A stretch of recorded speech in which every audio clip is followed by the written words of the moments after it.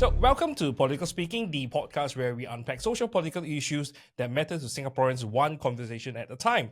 I'm Terry Shi, and today we are diving into an issue that affects thousands of families in Singapore, but often goes unnoticed: the struggles of caregivers, particularly those looking after disabled individuals. Caregiving is an immense responsibility, and for many, it's a lifelong commitment that comes with emotional, physical, and financial burdens. But is the current support system in Singapore enough? Are policies like ComCare actually addressing the needs of these caregivers, or are there simply too many falling through the cracks? But before we can begin, let's consider this. A recent Duke Anywhere study last year estimated that informal caregiving for seniors in Singapore is valued at 1.28 billion annually, a staggering figure that represents around 11% of the government's total expenditure on healthcare last year. Yet this contribution remains largely unrecognized in policy making. So as Singapore's population rapidly age and also consideration of the people with disability, both formally and informal caregiving will be more critical. So without all these caregivers, our healthcare system will face immense strain. However, despite the heavy demands placed on caregivers, the financial and social support available to them remains limited. And furthermore, 1 in 4 caregivers are 65 years old and above. So with a median age of 57 years old, the majority of these caregivers are women, underscoring the gendered aspect of caregiving responsibility in Singapore. And to help us break this down today, I'm joined by two guests: Dr. Thum Ping Tjin, Managing Director of New Naratif and visiting researcher at Kyoto University, our regular panelists, who will provide insights on this issue. And also we have Is'hak Rajoo Jay, an F&B business owner and sports coach who regards himself as the voice of the people. So, and Jay has recently highlighted the plight of caregivers like Suresh Vanas, who struggles to support his disabled brother, and despite receiving financial aid, still struggles.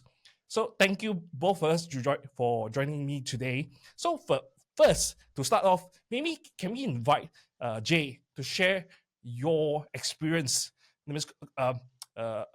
assisting who's that Suresh on the struggles that he faced? Okay, so hi everybody. I was a caregiver for a while for my mother, and so but I was unaware of a lot of grants and policies that were in place because it's not really reflected, and you really don't know. In fact, I spoke to a few people. I spoke to a lady just now. She's got an episodes of epilepsy, and she gets an attack almost every single day, and she's not aware of the grants that is available for her. In fact, she had gone to see her minister. They did not enlighten her on the grants that were available for her because she's not unable to work, and she's got a letter from the medical practitioner, the doctor. Every 6 months there is a review. And because there was one incident where she was cooking, she had a fit of epilepsy, and she burnt her hands. And so things like that happen. And so she is with her husband. Husband can't do a proper full-time job because he needs to come home every time there's an emergency. So she went to see her minister. They did not tell her about the grants that were available. They asked for her medical reports and all that. Later on, it was rejected by them and then pushed over to MUIS, the religious body, okay, because she's Muslim, right? And then they had looked at the document. I'm making this very brief. She had a very long story. So they had looked at the documents and said she didn't qualify because her household income, her husband earns $1,400 as a part-time bus driver, and he drives school students and all that. So they say it didn't qualify her. So how do they make ends meet with just $1,400 in a house room of 3 rooms? They live in a 3-room household, and so she can't go to work. We all know in Singapore, for us to survive, at least the husband and wife need to work, or at least one person has to take on several jobs to put food on the table. And with the cost of living, skyrocketing, $1,400 doesn't qualify her for her basic need from a religious organization that was actually arrowed by her minister. So, so she says, I feel like they're playing ping pong with me because, I can't qualify. And this is just one incident of the many that is the sad stories that I hear. And it comes to Suresh, it's the same thing. He's got to support himself, his brother, and he's got a helper to tend to her because when he does his freelance job, there's nobody at home and he needs 24-hour full-time care. And you need two adults to handle him because he's in his 40s. So, and then every time they go to see the officer, I don't want to say which department and all that, the first thing they say, sell your house, downgrade, rent a room. They might be, see, in the case of Suresh, let's be honest here. Sometimes we don't like to talk about certain things, but I'm going to tell you what the problem is. People say, oh, rent out a room, you live in a 4-room flat. But in Suresh's case, he had to break one room down, break the wall down, so he makes the 2-room adjoining. So it's a bigger space to handle him, to carry him, to bring him to shower and all that, because he's a grown adult. Okay? And people say, why don't you rent out? So the other room goes to him because he says, you must understand, I've been a caregiver as well. And sometimes your only sanctity you get and the space is in the space you are allowed to have, which is your room. Sometimes you just go into the room and sit there for 10 minutes. It brings you back it gives you some sort of peace. If not, you'll be going crazy. So, and then also, I mean, like I said, this is what people don't discuss. And Suresh said, my brother, he goes to toilet. The smell is crazy because, it's an adult, man. It's not a baby. So a person who is even trying to rent the place, he said, and also he throws tantrums a bit, right? So it's very noisy. So you can't have a person renting out your house. They don't want to stay. They stay for a while. They leave. These are the many issues. I can go on and on, but I'll hand it back to you guys. So these are the problems facing, and the money given to them is not adequate enough. To qualify for a helper, Suresh or anybody else who's a caregiver needs to show 6 months pay slip. How are they going to go to work, leaving somebody at home all alone who needs attention, and only after showing the 6 months pay slip can they get a helper to come in and take care of the person who's handicapped? Yeah. Before PJ, before PJ comes in, I believe this was covered in Parliament before on this question of whether or not people as a caregivers, caregivers for people with disability qualifies for the for aid. And then I think the response was they can actually apply. And this is the problem when it comes to social assistance. It's always on a case by case basis.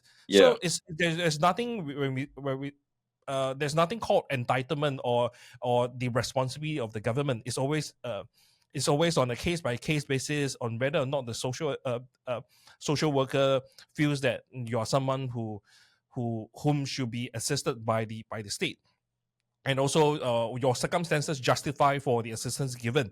And I think a point that you mentioned from your story is that I don't understand why the government wants or it appears to that the government will only assist if a person falls to depravity, meaning a person, a family or a person has to be destitute before they would step in with assistance.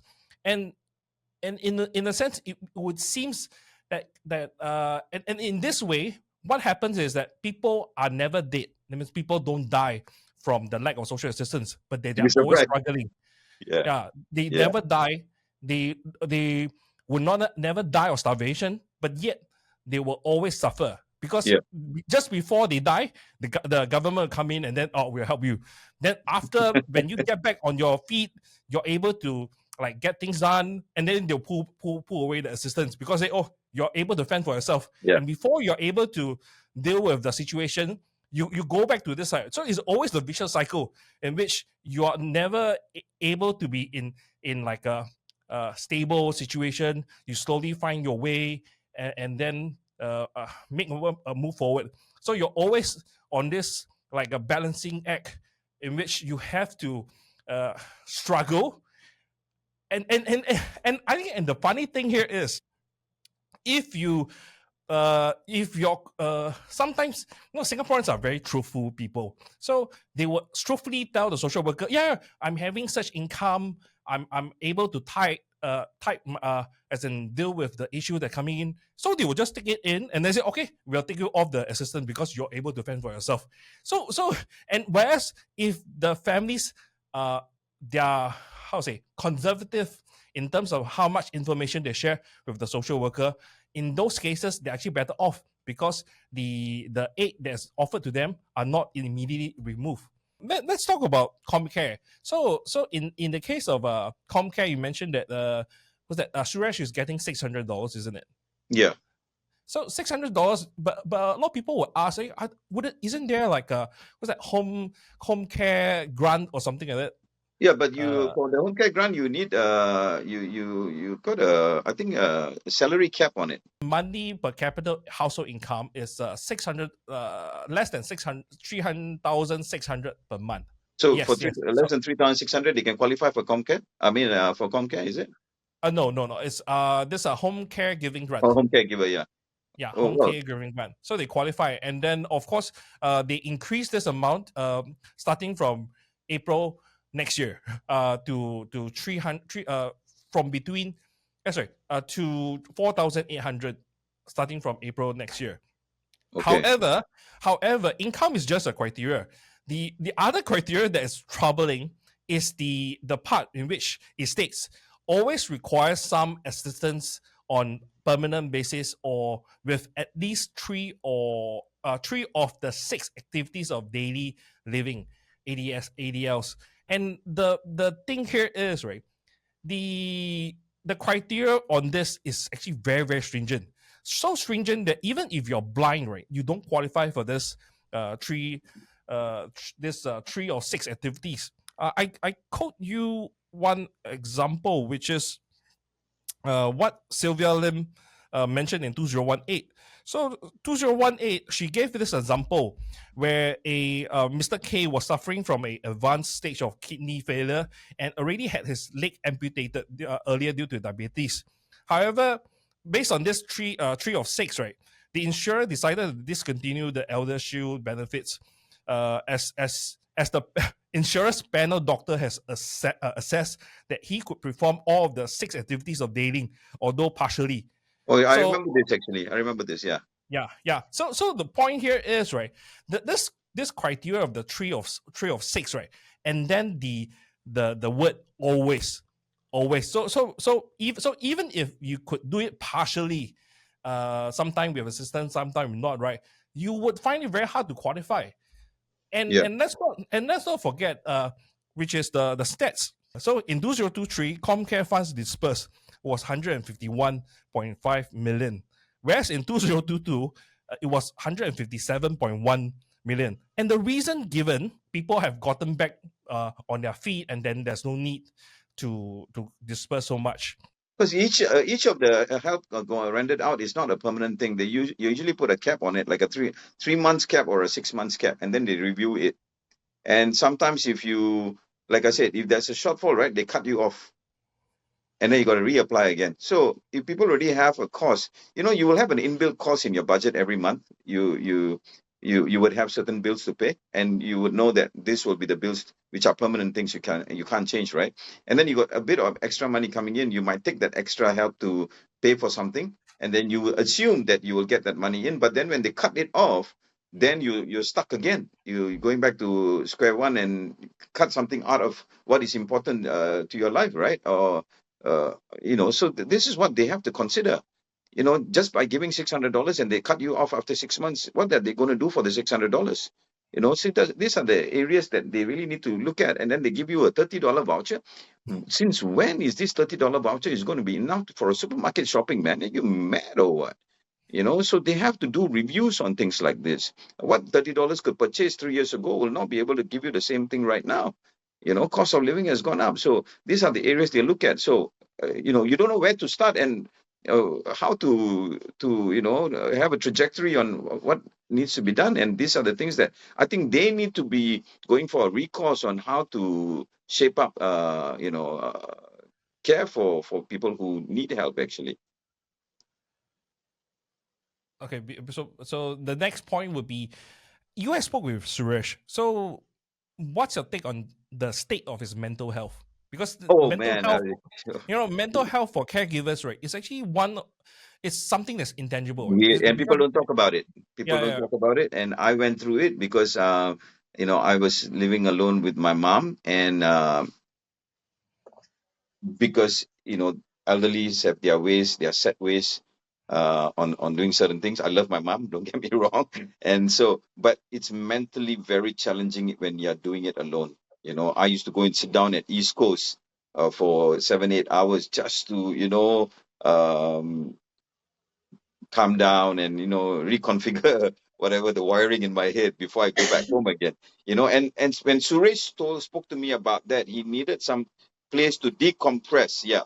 When astronauts come down, they need to go into a decompression chamber to level up and balance up to what reality is, right? So when he told me that he needed that room to have like a decompression chamber, I completely understood. And the mental health of caregiver is something that we not even have touched on. We keep talking about, they needing the financial help to support their family member or whoever. But the mental health of those caregivers takes a huge beating. And it is recurring. Every single day is recurring. Because it's consistently taking care of someone else. It's not easy. It's not like, people say it's not a temporary problem. It's a permanent problem, especially people who got children with Down syndrome. I'll be honest with you, I don't know, I haven't got any data on it, but I've spoken to quite a few people recently, and through the years and all, every time I hear of a child in a home that's Down syndrome, I happen to hear the word divorce also in the same sentence. And I don't know how rampant this is because one of the partner is unable to take the pressure of it. So then it becomes a huge burden. I met one lady who's divorced, has got house payments to make, and husband is in prison. She's got a Down syndrome child to take care of, and her own kids. She got to go to work.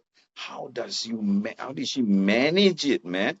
And then you think what, $600 is going to cut it? Even a $1,000 is going to cut it? Mental issue is just above and beyond any financial aid you can give, and the least you can do is lessen the burden to make them feel at least a bit comfortable with the fact that they have a bit of money, so Suresh is a person who's mentally very strong, and so not everybody is like him. I've spoken to a few people, they have suicidal tendencies.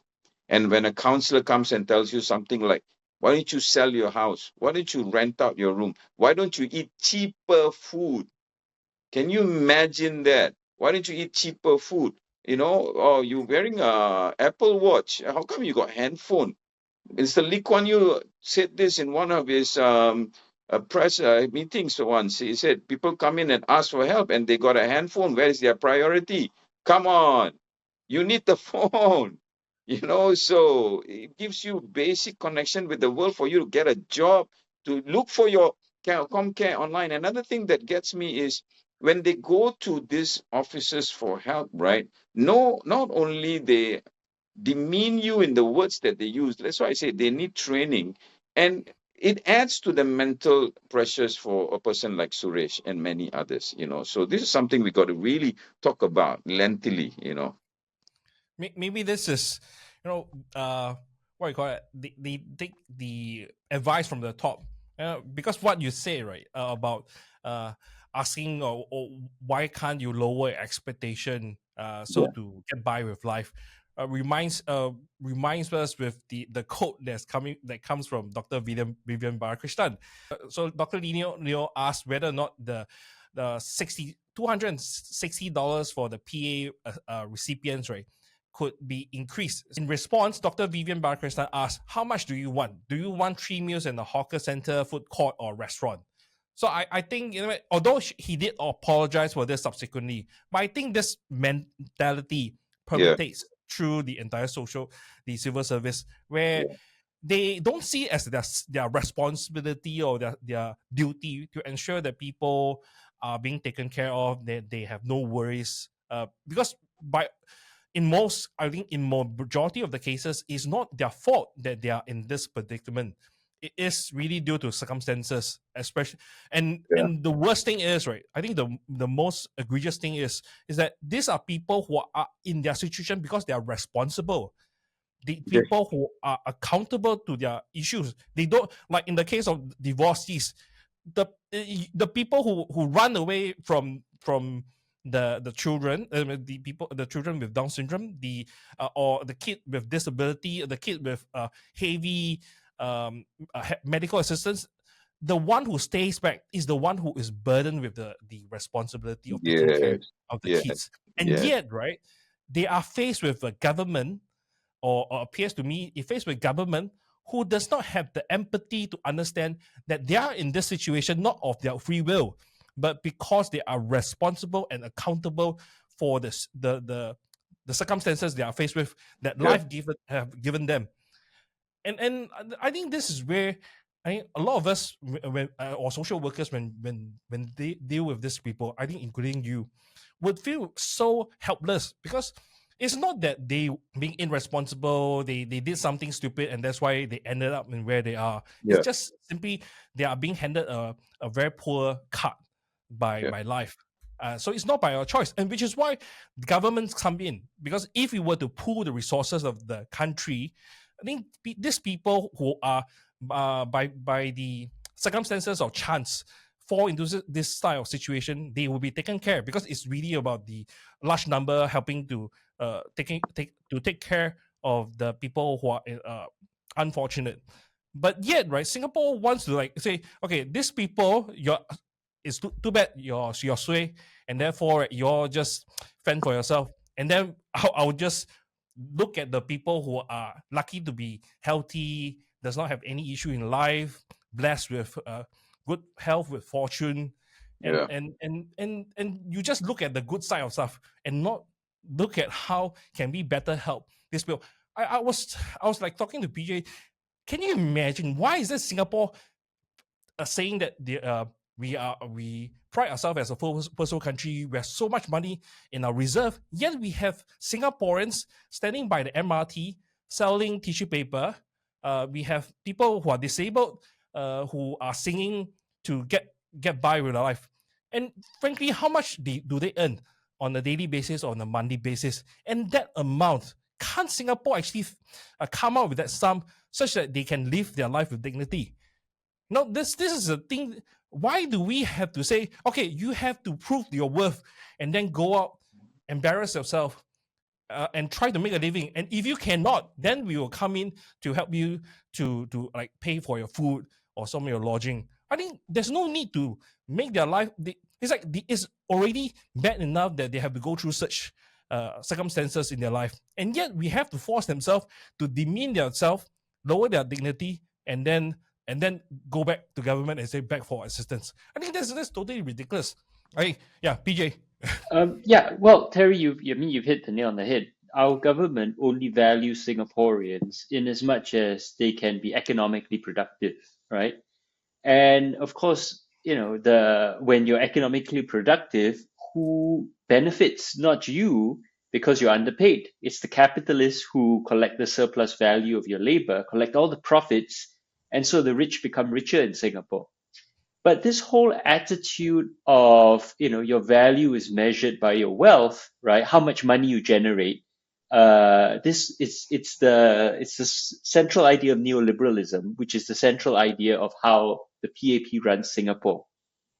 And for healthcare in particular, since the mid-80s, the emphasis on the healthcare system has been about cost efficiency rather than outcomes, right? So the whole system cares more about controlling costs, keeping costs down, having a system that is as cheap as possible, as cost efficient as possible, rather than do we have Singaporeans who are healthy? Do we have Singaporeans with dignity? Do Singaporeans lead good lives? Right? That is secondary.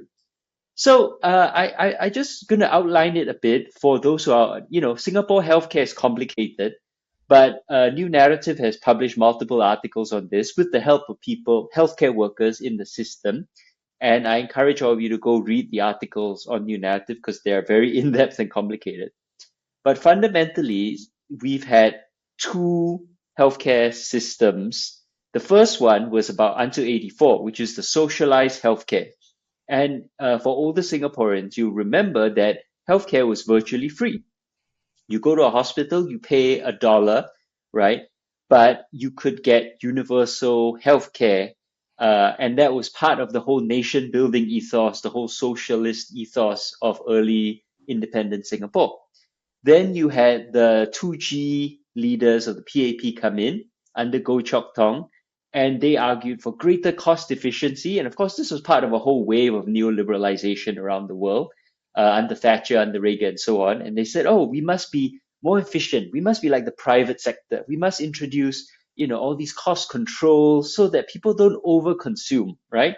And that's a fundamental assumption that Singaporeans are irresponsible, Singaporeans will overconsume healthcare, Singaporeans will take more than they need, which flies in the face of all evidence.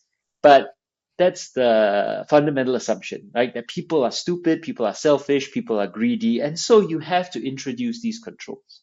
So healthcare today is very much focused on cost efficiency and keeping costs down on that assumption that Singaporeans don't know what's best for themselves and will overconsume and are greedy about healthcare, right? So that's a fundamental thing we keep saying about the PAP. They assume that we are greedy and stupid, when it comes to how we use our money. That's why they need to take our money from us. Then they give us a bit back, as we discussed last time. Same with healthcare, right? So healthcare is all about minimizing costs.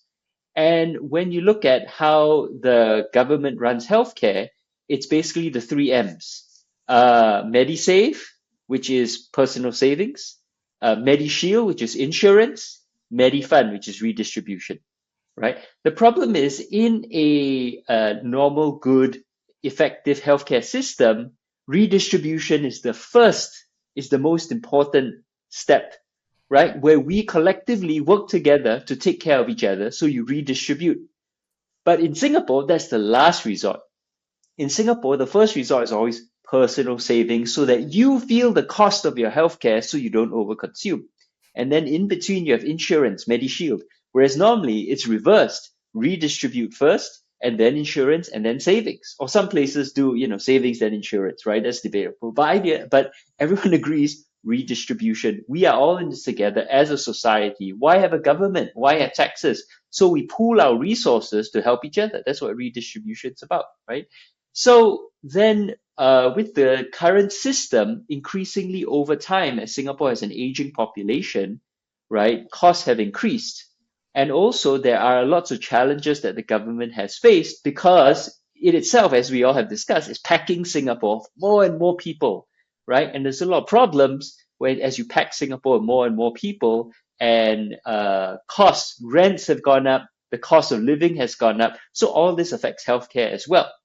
So what the government has done, especially with its new reform, which is not really a reform, Healthier SG, is to try and push more personal responsibility onto Singaporeans, arguing that this is preventative care, right? But ultimately, the government does not let us make the genuine choices that we need to have real autonomy over our lives to then take responsibility for our healthcare. Because fundamentally what the government it does in all these aspects of our lives is it controls our lives to such a great degree, but then argues that, oh, if you get sick, it's your fault, right? It says, have more children. Oh, but one of your children, is chronically ill, that's your problem, right?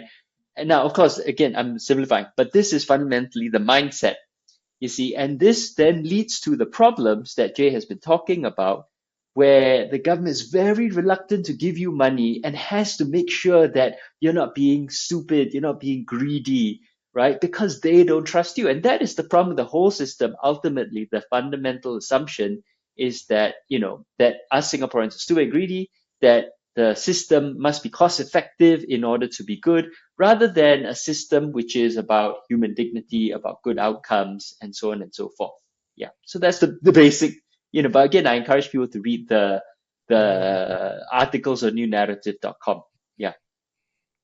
I think I think you're right. I think this frame of mind actually extends beyond just the ComCare and perks that they give out. It even extends to CPF, because every time you talk about CPF, they say, "Oh, we don't want to give out the CPF so early because everybody will just go out and party and come back, and then everybody's broke after 2 years." So it comes back to the mindset that we are stupid and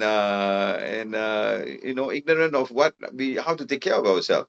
That's why I say that the larger way of thinking of the government think that they take on a parent's role, and we are supposed to be all teenagers who silly, and we don't know how to be responsible with our own lives. And so it goes down to the same thing when you're asking for grants and help for assistance and all. You go into the same framework of people and you talk to the same people, and they all have the same mindset. Sell your house, rent your house. Why are you eating good food? And can I just add, a lot of people then argue, hey, it works. Our healthcare is great. There are several problems with that assumption, right? The first is that,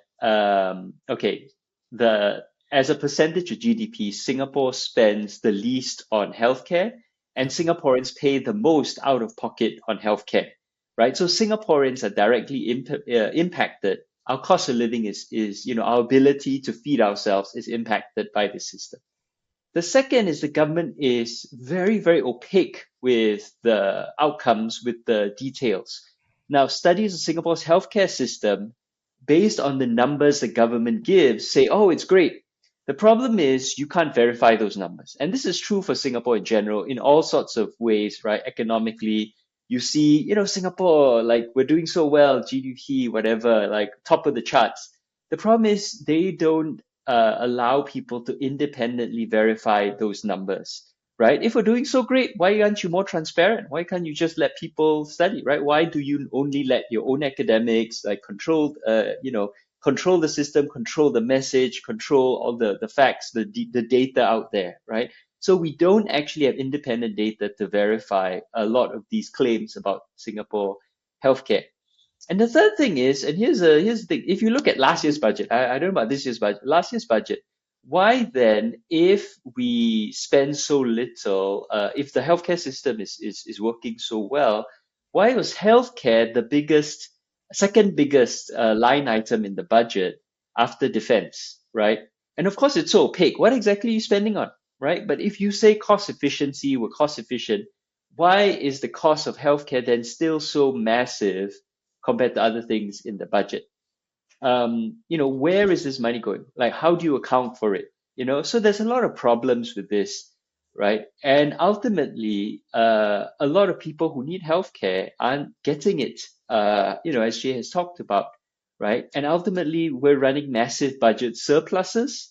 And why can't we be more compassionate? And ultimately, this is our tax money, right? I would like my tax dollars to go to taking care of other people who can't take care of themselves. That's the point. What's the point of becoming a rich country, right? Is it to just hoard the money and become a rich country with a huge savings bank account? Or is it to be a country where we can take care of those who cannot take care of themselves and raise up, everyone to have a dignified life? Yeah. They're just That's hoarding the one. cash. They're just hoarding the cash and not letting it trickle down to the citizens. Like when you say they need to have a sharing system where if the government has enough money, share it down to those who need it. I think this is important. Or not even trickle down, just let people keep their own money, right? Why you need to tax people so much? Keep your own money. Let people, I make the money, let me decide how to spend it. Yeah. If I just want to have one extra kopi, like not even a kopi, like maybe some treat a week, right? Who are you as a government to say, hey, why are you spending your money on this frappuccino, right? Yeah. So irresponsible. Hello, my life is hard enough already, okay? Let me just have my one frappuccino. Yeah, so now that you said Frappuccino, so this is something I spoke about. Sorry, I jump in again.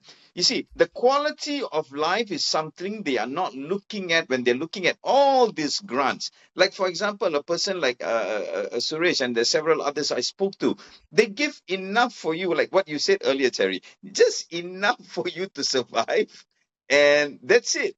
And but they do not think about the other excess. What's wrong if Suresh decides to bring his brother to JB to have a seafood meal? What's wrong if he's gonna go for a short holiday, or go for something, do something a bit expensive for, just for a treat? This is actually the quality of life we are talking about, and they talk about it in the Forward Singapore exercise. The quality of life, you must have a work-life balance. But when it comes to people who need help, oh, we don't think about it. You become as frugal as possible. You become as cheap as possible. You just maintain your life, like what PJ said, because they are not contributing back enough to economy. They are just, I feel, in my opinion, they are just disregarded away from society, and we just give you enough. Just shut up and be happy with it, and say thank you. That's all they want to hear, and they do not think about the quality of the life of these people actually. And we know this for a fact, Jay, because of the What's Enough.sg survey, right, which was done by academics across Singapore, NTU, NUS, and so on, where they talked about the minimum needed for a dignified standard of living, and they Yeah, concluded it's about 2,950, I think, so 3,000 Sing a month, right? yeah, And the Ministry of Finance, I think it was Ministry of Finance, the government disputed this number. And one of the arguments is, oh, like a minimum for dignified living, but you've included something like a brooch for women, perfume for women, perfume. an overseas holiday. Yeah, That's not necessary for dignified living. And of course, the respondents who said that's necessary have said, look, if I go work in an office as a woman and I don't wear perfume, I'm not going to be taken seriously. If I don't have a decent appearance with a brooch, right, if I don't dress up professionally, I am not going to be taken seriously as an office worker. You want me to go to work like what, in a t-shirt and and shorts or something? No, cannot, right? And likewise, in Singapore, if you don't go for an overseas holiday, then where do you go? Like what, yeah. every year just go to Changi Chalet or what? I mean, Dip your Singapore hand in the is sea. right. And let's not, we're not saying like, to UK or US, right? Yeah, Overseas holiday in the survey meant like 3 days, 2 nights at Port Dickson. That's what they meant, right? So in the government's view, like these are unnecessary luxury objects. But for us to maintain our personal dignity, right? Just to maintain some sanity, just to be taken seriously in our work, yeah, these things are necessary, and the government doesn't acknowledge that. yeah. Yeah, So if I I actually, when this came out, I said, just to put that in, it came out, it said that they said you can't use perfume to go to office. I said, is deodorant allowed? Is it considered as a perfume? So don't wear, if you're poor, don't wear deodorant, no perfume for you. You smell bad, you go to the office. Yeah. Yeah, I mean, recently there was that whole "Do you shower in the morning" on TikTok, right? Yeah, yeah. Madness, man. Yeah, Terry. Yeah, there's so much thing to unpack on what you have just said. So just on the earliest part, mental health. PAP started a mental health chapter, to go out. Hey, come on, the idea of like interacting with one another, going out with people for meals. This is all part of mental health, and people self isolate not because they want to, because they feel shameful, as PJ Jay pointed out. If they have to compare themselves with their peers are able to afford while they are unable to. Mm. It's like Asians, where do we have the face to turn up and then explain to people, oh no, I don't have the money to do that. They will just say that no, I have no interest to meet up, rather than a meeting that they have no money to do Yeah, so. And this yeah, is where you want to address mental health. You have to address the reasons why people are stressed in the first place, because they have no money. yeah, They do not have the means of actually spending. And then talking about like the point about hoarding by PJ, I'm referring to what Lim Swee said. I feel rich looking at my CPF. This is the kind of mindset they have, where they can feel they can enrich themselves by looking at the money that they hold, but not in terms of the health, the mental health of the citizens, how happy the people are, because to them it's intangible. It's not something that they can actually see. So they would rather see a figures. Okay, I got $1 trillion in my reserve, rather than seeing that I have smiling faces all over Singapore. This is something that I think they cannot understand. They cannot comprehend with their mindset. And on the PJ's point about the healthcare, yes, their costs are very high if you were to look at expenditure. But if you were to dive down into the figures, you realize that actually a lot of the amount spent, right, is on infrastructure. They are actually trying to catch up with the backlog that they have done. Because if you look at the population, the ratio of the number of beds to the population, right, they're actually massively they're massively so-called under ratio as compared to countries like South Korea, Japan, Taiwan.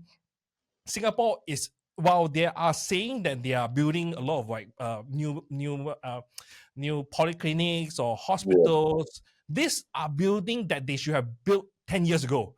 These are not buildings that they are building to plan for future. In fact, if you were to consider their forecast in terms of population increase, right, they're still underbuilding. They're still underbuilding for based on the ratio that I think first world country would aspire to have. I think it's ridiculous how they plan. And on the surplus, on the point about surplus, the idea about the GST hike was on to say we need to get more so that we can spend more. Spend more on the what? GST hike. Yes, the GST hike. We want to earn more so that we can actually spend more, because we have put in all of our plans that we have to pay. And always on this type of spending is about social spending. It's not spending to buy subs. It's not spending to say you want to buy F-35. They never structure their increased spending on such things. And instead, they will say, we want to spend more on seniors. We want to spend more on people who are in need. And which is why people accept that, because we accept that this is the kind of sacrifice we have to make in order to make sure that all Singaporeans are taken care of. But yet, at the end, look at this budget. How much is actually spent on those people, caring for those people who are in need? Like, just look at the ComCare. Last year, we spent less. In fact, you look at the thing. 2020, we spent 219 million. Then down to 2023, we spent 151 million. And yet, in this period of time, we had two GST hikes. So and then of course the controversy that has been brought up by Thum Ping Tjin, which is the GST hike turbocharged inflation. So while we suffer the effects of GST hike, and then the increased surplus is not made, apparently based on the figures, is not diverted to be spent on social spending. Why are we having to bear this burden? I think this is something that is actually really hard to understand when it comes to from a citizenry point of view. We trust the government to consolidate the income so that you would spend it in a prudent manner. But then at the same time, we see like you building the Founders Memorial, you buying 2 subs that we already have 4. So we have 6 subs in total.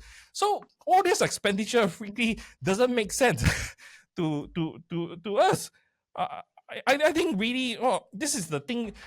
This topic is the thing that really get me worked up, because if you were to look at it, right, Singapore has well enough money, right, to make sure everyone who is who basically are caregivers for disability family members or partners who are disabled, or seniors who are disabled, and then they can have a very, very nice and comfortable life because of the reserve accumulated by our forefathers.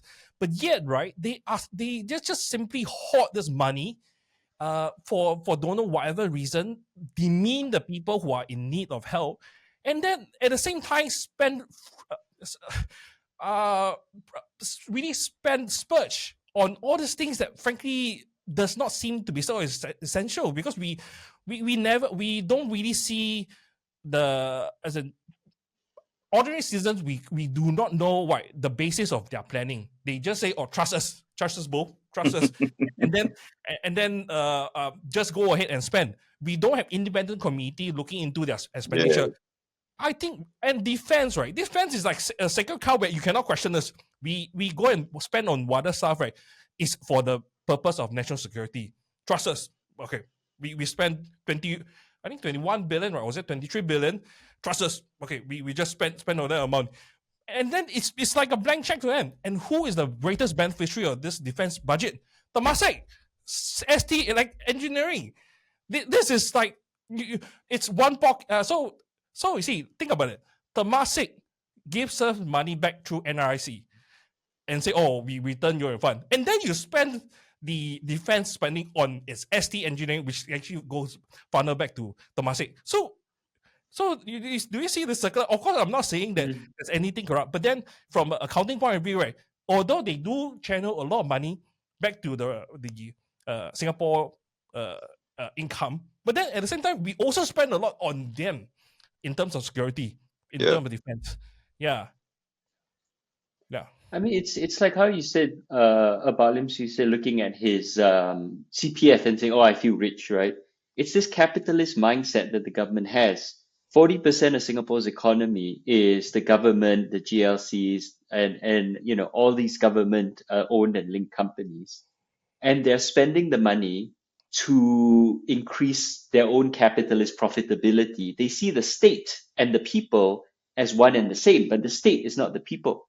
If Singapore is rich, and Singapore is very, very rich, and it's getting richer and richer by investing our savings, but we are the ones making the money, right? And instead of we citizens, people getting to spend it on the things that we think important, the government takes it away from us and invests it through these sovereign wealth funds, puts it in the reserves.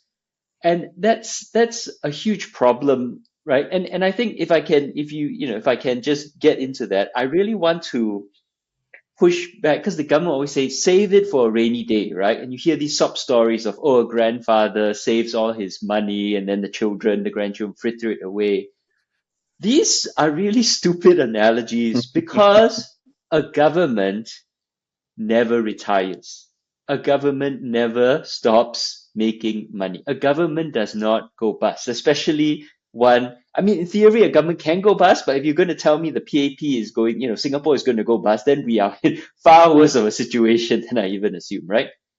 These analogies the government always says, save for a rainy day, only applies if you are going to one day retire and be unable to work.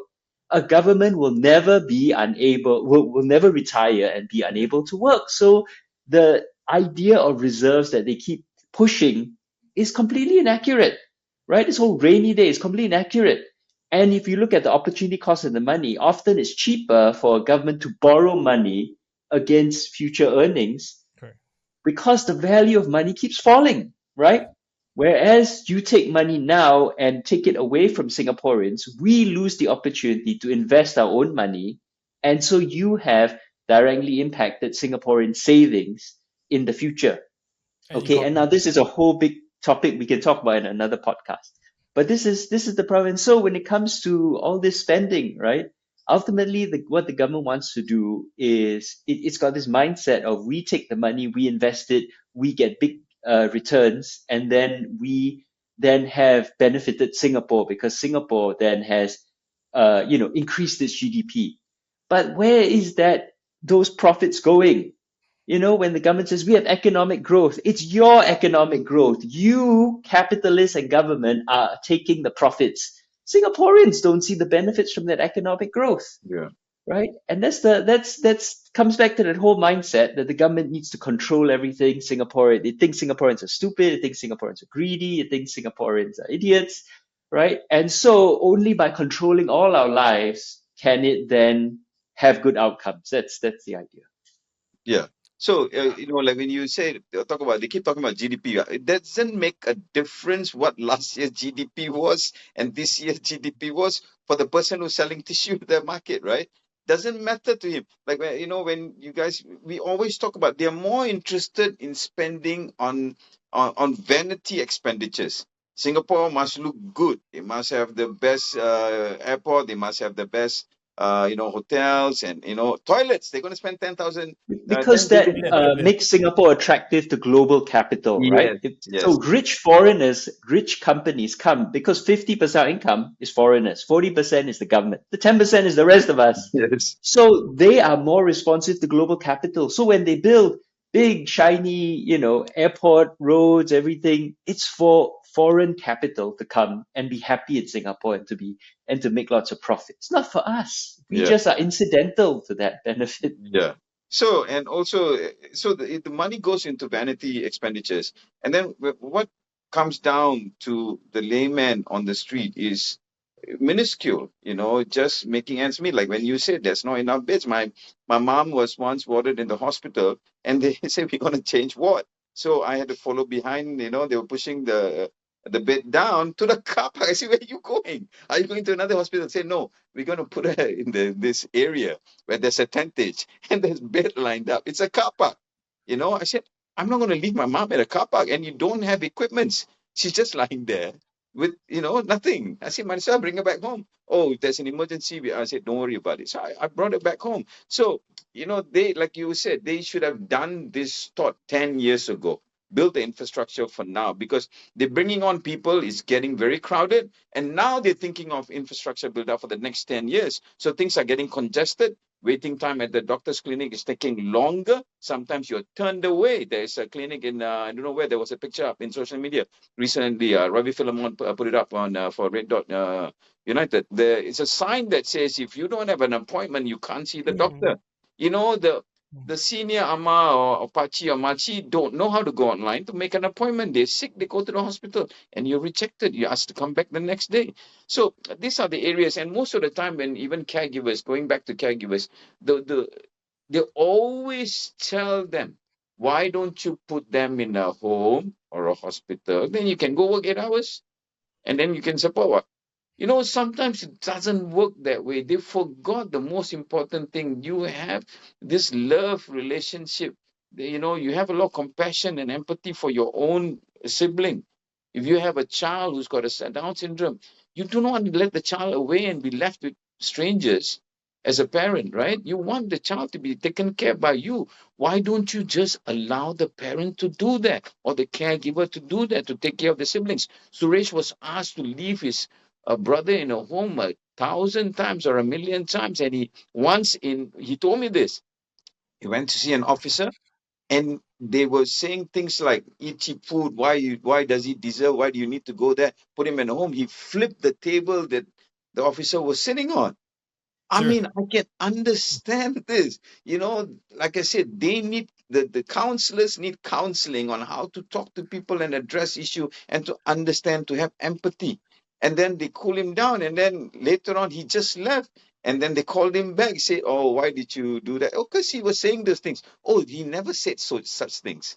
And he said, "But there's two witnesses there for you to say. Number one, he asked me to put my brother in a home and asked me to eat cheap food. Why are you eating expensive food? You need to bring your cost down, eat cheap food." You see, I'm already eating instant noodles. What do you want me to eat? So the empathy, the compassion in the policies are missing. Building great infrastructure, it looks good for the country, like to bring in foreign capitalists. But what is it doing for the local Singaporeans? Nothing, actually. I think there's always this conflict of interest, isn't it? Because your minister's bonus is actually tied to GDP growth. So Yes. the four components are the real medium income growth, the real lowest 20th percentile income growth, unemployment rate, and then the real GDP growth rate. So this four indicators actually would tie into the bonuses they get.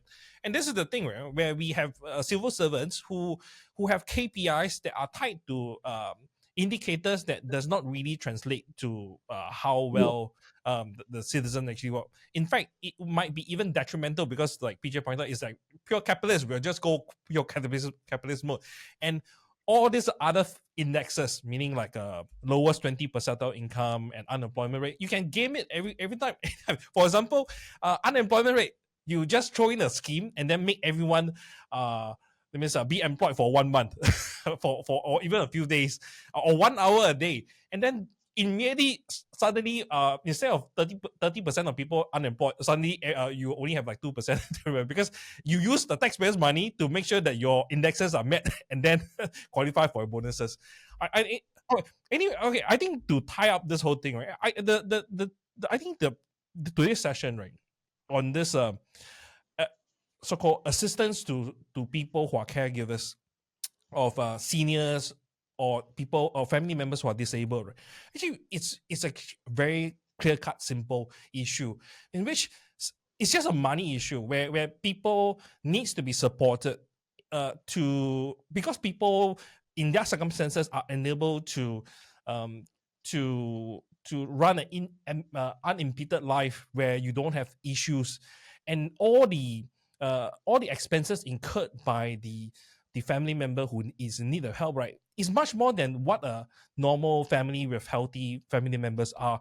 And therefore, the problem here is simply money, and this is where the government could, our rich government could just simply step in and assist. But what's stopping this is not an issue about where we don't have the means of getting this money. The issue here is the mindset of the civil servant who is actually governing the social service, where they believe that people who are seeking assistance need to beg to lower themselves, to ask for assistance, have to deprive themselves of any sense of aspiration for a better life, to deprive themselves of any desire for a better standard of living. And essentially, you if you want to ask for assistance, you better live in a HDB flat with just 4 walls. And then I would when the social worker goes to visit you, oh yeah, okay, you're in the right situation, I'll give you the grant. So so even if say I go down there and then I pick up sofa, discarded sofa, I go and take TV that is actually given by someone, and then the social worker come, hey, why do you live in such luxury? And this is a problem here where I believe the social assistance policy of Singapore needs to change its mindset. It's not about having more money allocated. Having money allocated is easy, but if it cannot change its mindset, I think it's really impossible for anything to change. And it's very clear that Singaporeans are all in, 100% all in, to say we need to spend more on social service, social welfare for people who is in need of help. But the problem here, the hurdle here, is civil servants who think that no, they should not be getting so much assistance. So to end up, maybe PJ and Jay, could you like chime in your thoughts?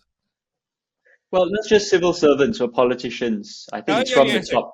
Yeah. So I think the problem here is, right, when we call the civil servants, right, it's like it's the same thing like the stop at 2, where it has been once the top give the instruction, it's so ingrained that everyone thinks it's actually a mission. Yeah. Of course, if say the government were to change, would this mindset change? I think this is a question that everyone would have. Does this narrative of, say, we would go for a more social welfare orientated government as in policy, will it change immediately with a change of the top? I think this is the question it really has to see in reality, because I do feel that to some civil servants, right, it has become a sense of ideology. It's not just instruction, because frankly, instruction sometimes, if it's just pure instructions, I believe civil servants can work their way around it. But if there's an ideology issue, then it becomes a very serious problem where they will try means to fit into that pack. That means fit a square peg into a round, right? Because they feel that it should be done that way. I think this is my feel. PJ, please. Well, just a few. The first is, the last time I was hospitalized in Singapore, I actually slept in a corridor for I think it was 5-6 days. Well, the whole 7 days. 5-6 days in, they said, "Oh, we finally have a spot for you in the C-class ward." And I was like, but I'm going to be discharged already. Just let someone else have it. I've been here 5 days already. What's another 2 days? So I know what it's like to, sleep in the corridor with everyone going by you. I just want to make, I think, 2 points. The first is that we aren't building enough beds, right? And part of the problem is like we're being stuffed full of people. And so you just can't build fast enough. That's why, rents are expensive because ultimately land and building, there's a lag time. Whereas getting more people in, you could do that tomorrow. So I think there was this pilot scheme last year at Sengkang General Hospital where they had virtual wards where people would stay at home and then be treated over Zoom. But then that just shifts the cost of taking care of someone from the hospital to that person's family. And it's so indicative of the whole government mindset of personal, familial responsibility, shift the cost to individuals, right? That they don't even have the space and they don't even want you to be at the hospital. They want to send you home and you can be a patient at home, right? But if you're in a hospital, something goes wrong, there's a nurse right there. If something goes wrong at home, then what happens? And then if you're constantly in pain in a hospital, they can help manage whatever. Who's going to manage you at home? Who is paying for the care at home?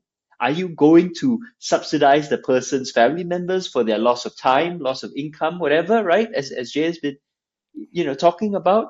No, but that's the mentality, right? And that's how they cut costs by shifting all these costs onto us. And I just want to mention one other important group of people that we have, which is healthcare professionals who are underpaid, right? During the pandemic, who are the most important people in Singapore? It's healthcare professionals. But what do we pay them? Nothing, right? Peanuts. I think there was during the pandemic, I read like trainee nurses, 1,008, 1,009 a month. Let's not forget what's enough.sg said 2,950 is the minimum per month is the minimum for a dignified standard of living, right? Minimum income standard, MIS. So do you really want healthcare professionals who are underpaid, who are exhausted, who might have to work extra jobs, who, don't have a decent standard of living to look after you? We have this whole narrative of, oh, politicians should be well paid, right? Because we want the best. Well, don't you want your nurse to be the best, your doctor to be the best? So why are we exploiting them as well? And and that's the thing, healthcare professionals and teachers in that group, right? Easily exploited because you don't get into that field to make money.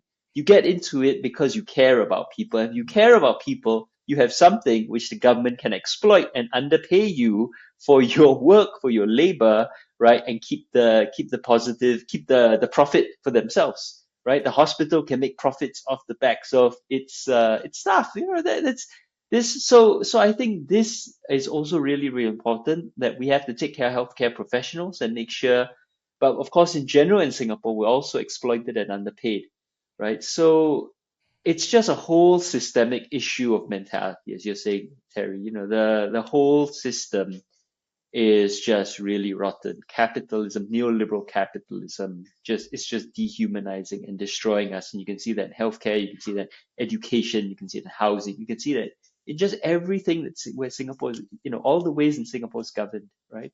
Yeah. So what was healthcare workers paid with? Clap. Right. Okay, just let me just some final points. You see, according to one of the person I was talking to, she has a back problem and she can't do full time work. And every time she goes to ask for help and all that, you know what they tell her? Well, you can walk. What if you can walk means you can work? So this is the mentality of the civil servants. There was another one guy who told me he's a family of five. One of the kid has got severe disabilities and the wife is under depression. They live in a 3-room flat. They have bills outstanding and all. He's got to take care of the kids and all, and they tell him to downgrade to a 2-room flat. That means 1 room, 1 hall. A family of 5 with a kid with a disability. That is their solution. No, sell your house. It's okay. You can get the money, pay it, but that's temporary. How long would that money last? What then do what? Then downgrade again to 1 room. So this mindset has to change. The civil servants need to know they are serving the people, not the government. What you say was correct. If they have this ideology that whatever the boss tells me I must follow, I must make sure that I don't know what is their benchmark for performance. I don't know really. So the way it looks like, they need to save as much as possible, try to make sure they cut costs on giving out the money. That seems to be like the model they have in their mind, which should not be. First thing, reach out and help. The moment the paperwork doesn't come through, they cut them off or they reject them. What are they going to do? You want them to go and beg and borrow and sell tissue papers? Is that what you want? And then you sell the tissue paper in the wrong place, you get arrested. So this whole mindset has changed. And also MSF, when people are going to the MP or the town council or even to MSF directly, the grants and the availability of help, the financial aid that is available is not laid out to them. They don't, it's like, when an insurance agent comes and sit down, talk to you, tells you about the different plans that is available for you, right? So when you tell them your problem, they must straight away have a counselor sit down and say, these are the help that is available for you and what are your needs. Those are I don't know whether they do it, but I had a person who went to MSF. They did not tell her about the ComCare and whatever help that was available to her.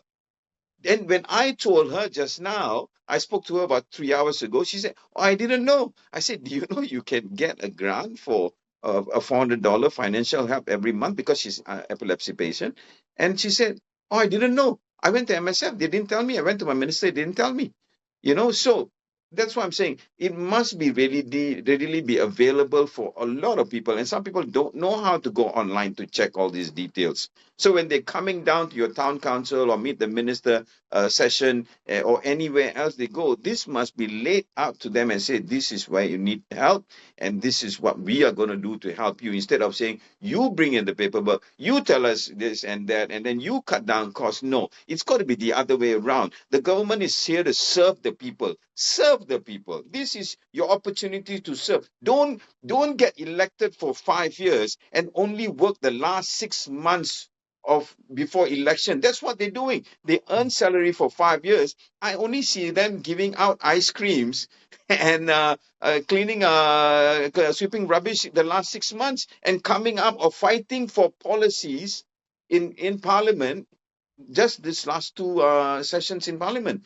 Work your 5 years, man. You don't have to worry about doing out your boundary lines, because we will vote for you if you've done your job to serve us. Don't play God with us.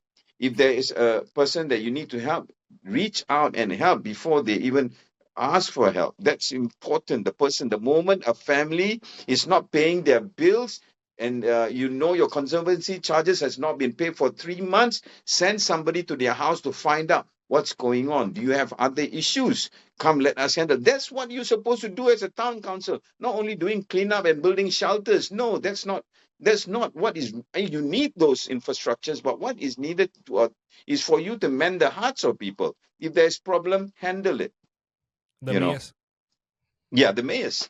Another big subject to talk about, right? Oh, no. I mentioned the mayors because the mayors are supposed to be the one overseeing all this social assistance plan. Yeah. And they, Yeah, but they put the people. mayors are different from what you see in other cities where Yeah, they, I put they, up a they post oversee about this. infrastructure, they oversee Yes. no. In this case, right, the mayors oversee the social assistance. So if the social assistance schemes are not doing as in achieving the goals, right, it's the mayor's fault. Yeah. They are paid $660,000 a year, right? Yeah. Overseeing this thing, Yeah. So if people are still not getting the help they need, right, it's their fault. But Yeah. yet, right, have they ever been taken to task for the amount that they're paid? Nothing. So I think it's ridiculous. Or you have people who are put in the job, paid for the thing, and yet the stakeholders have no means of pulling that person down or taking then making the person to be accountable, right, for failing to achieve the job. I think this I is will ridiculous. just sack all the mayors. Where's meritocracy? Right. Yeah, you sack the mayors and you employ senior citizens you skill them in counseling and get groups of people to go and interview and help out all those households who are struggling in each constituency. What's the point of paying them so much, right? Pay the counselors. Get the seniors who are out of job or retrenched, trained in counseling. Let them go and handle this. A lot of issues can be resolved. Yeah, 660,000. How many people can you pay? All right, how many people can you pay to really go and do anything? Yeah. Because on top of that, because they also have their MP duties. So how can you, a person, take on so much responsibility and so for most civil servants, right? If you were to moonlight, meaning you take your full-time job and then you go, even say you go and drive a Grab car, right? You have to report to the what's that, your superior, and get permission to do so, because they think that you were into your time. And yet we have our top politician taking so much appointments and then being paid for the appointments without us knowing whether or not they are being as in the amount of salary that they are getting is quantified, right? Yeah. Because we, for SME, we always say, okay, I'm paying you $2,000. So how many hours you work a day? Okay, then I'll need to count. Okay, whether is it justified or not? But yet, when we pay $660,000 to these people on top of their $196,000 MP pay, we are not quantifying this. Okay, 1 hour. How many days? How many hours a day do you work? We don't quantify that. In the town council. You can't even find them in the town councils. Right. So it's really weird. Why do we have such double standards? So basically, right, this conversation makes one thing very clear. Caretakers in Singapore are fighting battles on multiple fronts. They are sacrificing their time, career, financial stability to take care of their loved ones, and yet many struggle to receive adequate support from the Singapore government. I think it's time for policymakers to acknowledge this and implement real practical solutions. No, whether is it increasing financial aid, introducing flexible work options for the caretakers, or providing better mental support, better health support. Something needs to change, especially their mindset. So to the listeners who know anyone who's a caregiver, please reach out, offer support, check in on them. And if you believe more needs to be done to support them, voice your concern to the MP or through social media. The more we talk about this, is the harder for the government to ignore this. So I would like to thank you, thank the panelists for today, PJ and Jay, for sharing your insight today. And thank you everyone for listening to today's Political Speaking. So don't forget to subscribe and join us next time as we continue the issue that matters to Singapore today. And before we go away, do not forget to visit New Naratif to view the articles that they have on this issue. So until then, take care and stay informed. Bye-bye.